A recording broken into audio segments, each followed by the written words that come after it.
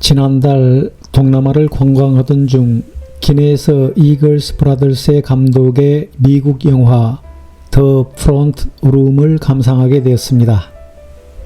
이 영화는 작년에 개봉했지만 아직 한국에서는 공식적으로 소개되지 않은 것 같습니다. 제목인 프론트 룸은 거실을 의미하며 가족 간의 갈등이 거실을 중심으로 펼쳐지는 이야기를 다루고 있습니다.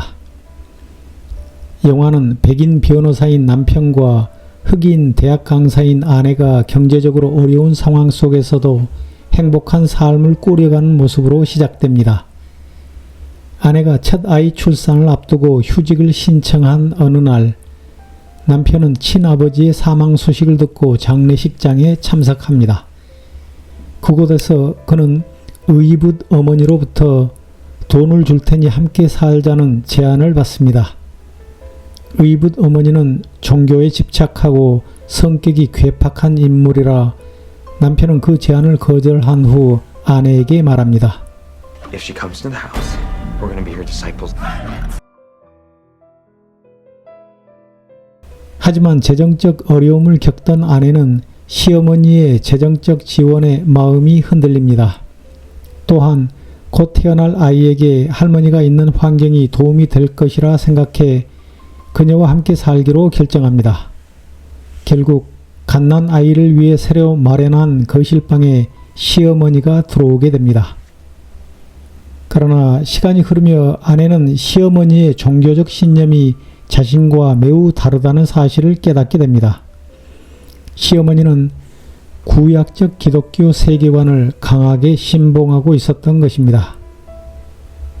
나는 기독교 세계관을 구약적 관점과 신약적 관점으로 구분하여 이해합니다. 구약적 세계관은 신의 절대적 권위를 강조하며 인간을 지배하고 있는 신의 명령에 인간은 무조건 복종해야 한다는 사고방식을 기반으로 합니다. 이러한 위계질서는 인간 사회에도 적용되어 신과 가까운 자가 다른 사람을 지배하는 것이 당연하다고 여겨집니다. 이 영화에서 시어머니는 이러한 구약적 세계관에 깊이 세뇌되어 있으며 자신이 성령에 의해 선택받았다고 확신합니다. 따라서 믿음이 부족한 아들 부부를 자신의 신념에 따라 지배하려 합니다. 그녀는 이렇게 말합니다. My work is in the spirit. 하지만 며느리는 시어머니의 신념과 가치관에 공감하지 못해 서로 소통이 되지 않습니다. 시간이 지나며 가족 간 갈등은 더욱 심각해지고 아내와 남편이 대화를 나눕니다. She's taking over the house. She thinks that the Holy Spirit possesses her and gives her power. 며느리는 시어머니와 함께 사는 것이 불가능하다는 것을 깨닫지만 시어머니는 자신이 아들 부부의 집에 투자한 돈을 앞세워 집에서 나가기를 거부합니다. 시간이 흐를수록 시어머니의 종교적 광신은 더욱 심화되며 흑인 며느리에 대한 인종차별적 태도를 보일 뿐만 아니라 심지어 갓 태어난 손녀를 몰래 물어뜯고 며느리에게 누명을 씌우기까지 합니다. 결국 며느리는 아이를 보호해야 한다는 강박 속에서 극단적인 선택을 하게 됩니다. 그녀는 시어머니를 살해한 후 시어머니가 마땅한 대가를 받았다고 말하며 영화는 막을 내립니다. She got what she deserved. Let's go. I'ma kick.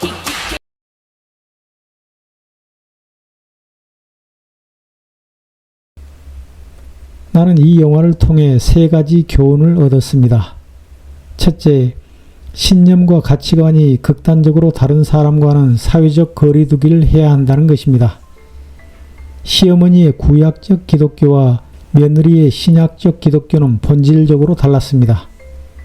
구약적 기독교가 권위와 복종을 강조하는 반면 신약적 기독교는 사랑과 나눔, 평등을 중시합니다. 자신을 섬기지 않는 인간을 물과 불로 응징하는 구약의 하느님과 달리 신약의 예수는 섬김을 받기 위해 온 것이 아니라 인간을 섬기기 위해 왔다고 말했습니다. 이 영화에서 며느리가 시어머니를 응징하는 모습은 서구 지식인들이 구약적 사고방식에 대해 비판적 태도를 취해온 흐름과 맞닿아 있습니다.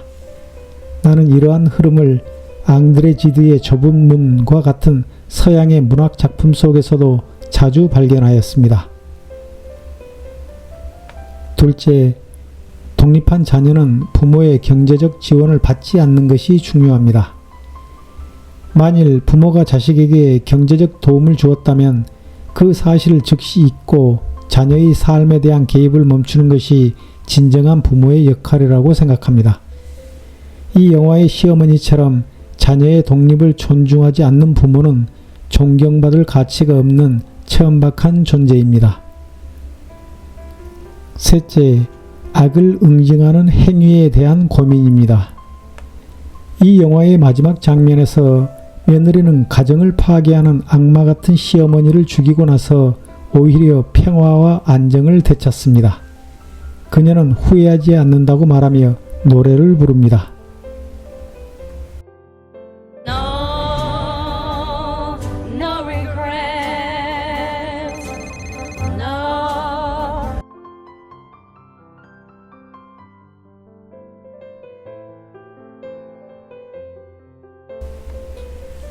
이 장면을 보면서 나는 악마 같은 사내 알렉을 죽인 테스를 떠올렸고 독재자 카이사르를 암살한 브루투스와 독재자 박정희를 살해했던 김재규를 떠올렸습니다. 이들 역시 자신들의 행동이 마땅한 대가였다고 생각했을 것이고 나는 이 영화의 주인공을 비롯한 그들의 행동을 비난하기보다 오히려 박수를 보냅니다. 이들은 단순한 폭력이 아니라 억압과 지배에 맞서서 정의의 실현을 위한 정당하고 불가피한 행위를 선택한 것입니다. 감사합니다.